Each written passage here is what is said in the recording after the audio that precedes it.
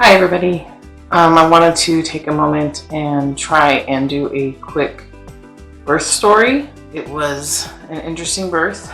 We did our third home birth this last week for our fifth child, who is sleeping nicely right here next to me. And it was a great experience again, so I kind of just wanted to let you know how it happened, and this will be a little bit of a TMI video, so if you're not comfortable with birth and what that actually entails, this may not be the video for you, but this is how our third home birth for our fifth child went. For a couple weeks I've been having prodromal labor, which is basically more than Braxton Hicks contractions. It's actually real labor contractions, but they end up petering out. So they are making changes to you, but it's not active labor. Some people can call it pre-labor.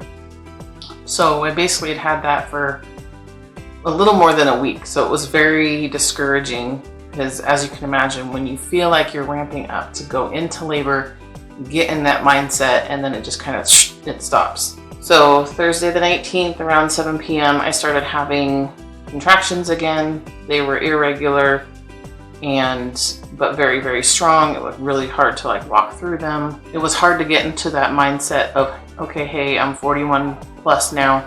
This could actually be it. So I was in a lot of denial.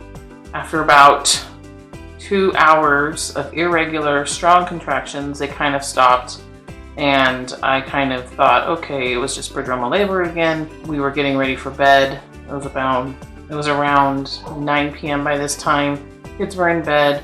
So I was trying to lay down with the mindset of, okay, if it starts back up, I need to be rested.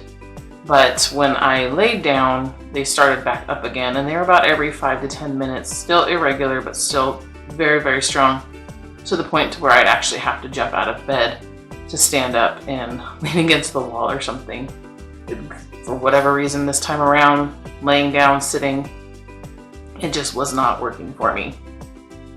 So about 10 o'clock, I went to the bathroom and I had bloody show, which, for those of you who don't know, that usually means your cervix is dilating, and it's just the little blood vessels in your cervix that are popping.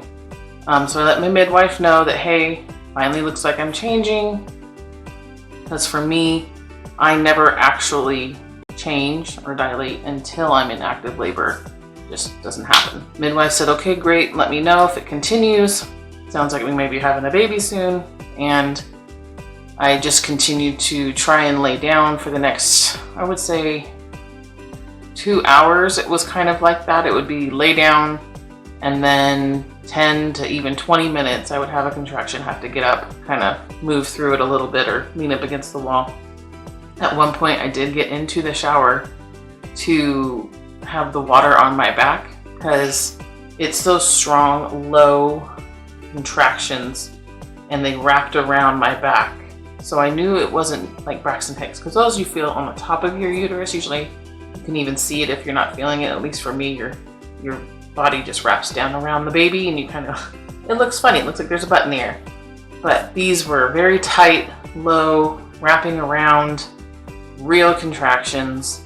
And so I did end up getting in the shower for maybe 20 minutes or so, having to kind of utilize that warm water on my back, and it was very, very helpful. We decided not to buy a pool this time around. And I think looking back, I'm glad with that. I think the shower worked just fine. And knowing that I couldn't sit down or lay down, I don't know if that would have actually worked out for me this time around. So if you ever don't want to buy a pool and spend the money on all of that, a shower, in my opinion, is the next best thing. Was in the shower probably 20 minutes, got out. It kind of had started leveling off again. So this is the third time. So it's probably around 1 o'clock in the morning. Now on Friday now, the 20th. So I did the whole thing again, tried to lay down, tried to get some rest. Just wasn't happening. I was still having to get up every few minutes. And the other weird thing is that after every contraction, I had to go pee. There was just, I don't know what it was with my third child. I couldn't because he was blocking, and that was very, very rough. And then this one, I had to go after every single contraction. So thankfully they were spread apart. They were still irregular at this time. And then around 3, I was in the shower again. And I told my husband, I said, I don't have a clue, but I think we should call the midwife. And he did. She's about 30 minutes away.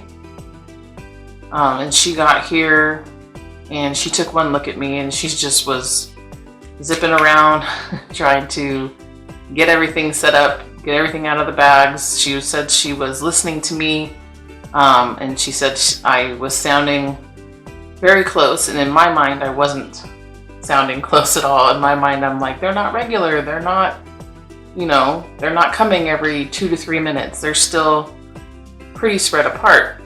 They were still very strong. Were they ever strong? They were never 2 to 3 minutes apart. They were just 5 to 10 minutes still. It was around 4 o'clock. I had just gone to the bathroom. I was standing up and I got a really big contraction, and I guess to the midwife, she said I was pushing, and my water broke all over the, what you would call a water closet in our bathroom. And being 41 weeks, yes, there was mech. It was moderate. It wasn't thick or anything like that. So there was no concern, at least for myself.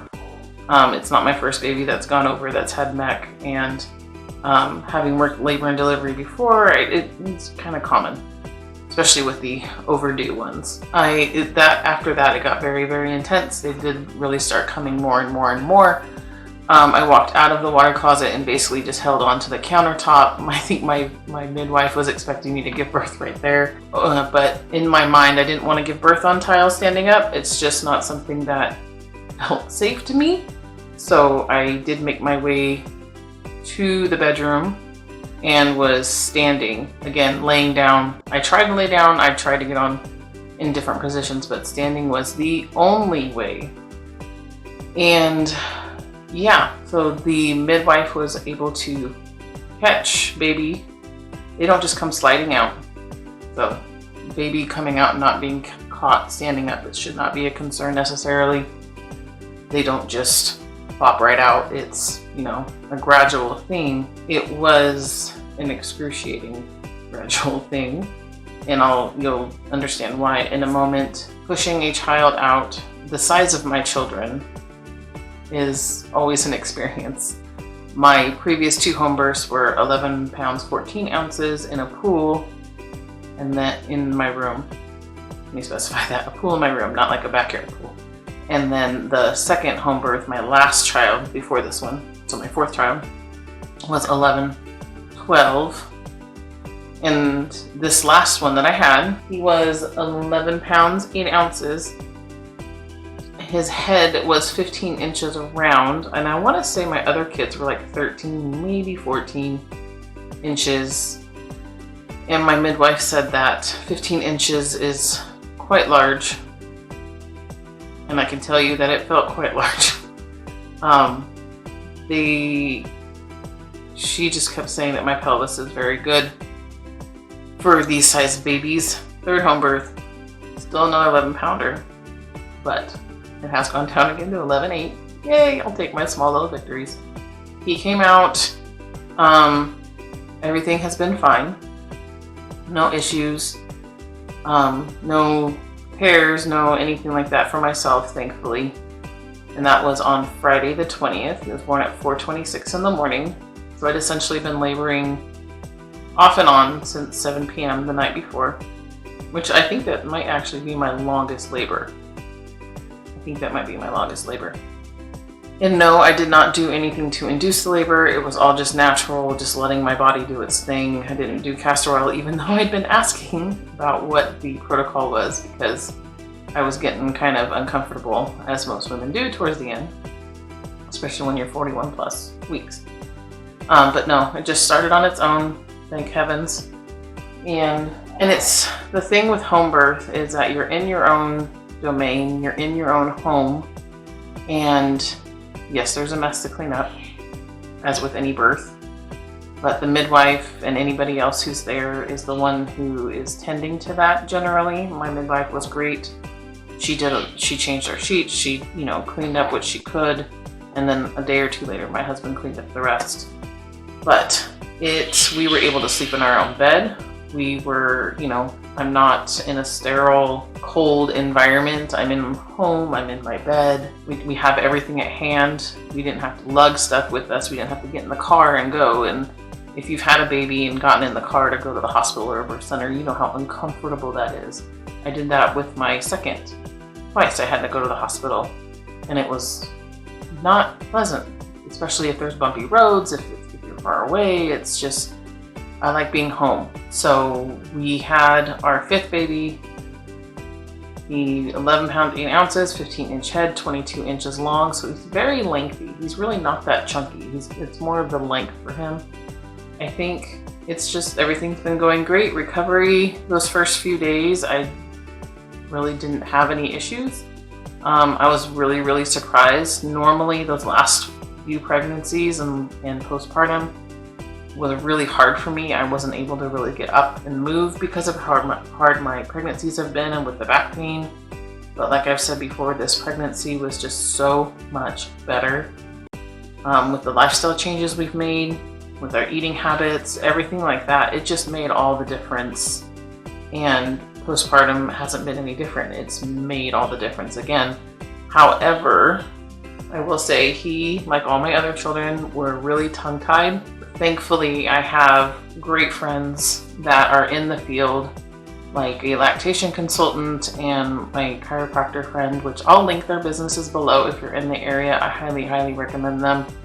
They are just wonderful, wonderful women who absolutely have a passion for what they do, and they have saved me, not only this pregnancy, but the last one too, with the tongue tie and just everything that comes along with postpartum.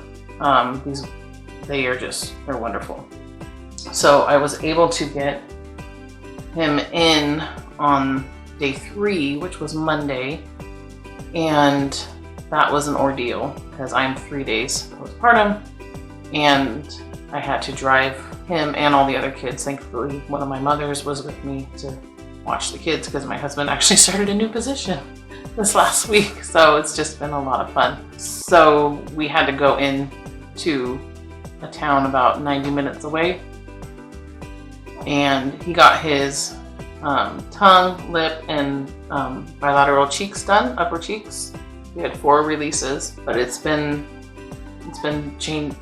amazing since then. If you don't know what tongue ties are, it's more common than you think. Like with my first child, I didn't know she was actually tongue tied until a pediatric dentist, the one that actually released Samuel's and previous children, was just doing a routine on her and said, oh yeah, she's definitely tongue tied. But anyways, so tongue ties are very, very common. They really pose a problem for not just breastfeeding babies, but even bottle feeding babies. And I learned this time around they can actually inhibit their breathing, and they can be so bad that babies actually end up needing surgery, which is mind-boggling to me, but you learn something new every day. His was actually so bad it was making his breathing harder, and the minute that they released his tongue, he immediately settled down. It was night and day. If you want to learn more about tongue ties, let me know, and I'm happy to go into that and maybe even see if my lactation consultant friend would want to give information on it as well, because it is very common and a lot of people just don't know about it. That's been the biggest thing, but that drive that day really did me in 3 days out, and I feel like I've been paying for it ever since. Thankfully, my husband, he works 4/10s now, so he was off yesterday, which is Friday. Today is Saturday the 28th as I'm recording this, so we're 8 days out, or 7, yeah, 8 days. And I've been able to rest these last couple of days to kind of make up for overdoing it and then having the kids and everything while my husband was working. And so yeah, this is This is Samuel, and he sleeps right here. So it was a very good experience again. This was my 3rd home birth, 5th child. I can't recommend home birth enough if you are a candidate and if your state and laws allow it. Every state is different. There are certain states that just don't allow assisted by a medical professional home births. I think you're supposed to do like an unassisted or something. It makes no sense to me how that would be safer, but I digress. But in California, we can have our home births with our midwives. So if you have any questions, leave them in the comments and I will try to get to them as soon as I can. I will be writing up a blog post about this as well, and I'll put the link below once I get it out, probably in the next few days. And if you're in the area, again, I'll put my lactation consultant, my chiropractor, and my midwife's information below too, if you want to know who I've used and who I recommend. Hopefully you enjoyed the home birth story, and let me know any questions you have, and I will get to them as soon as I can, and I will talk to you later.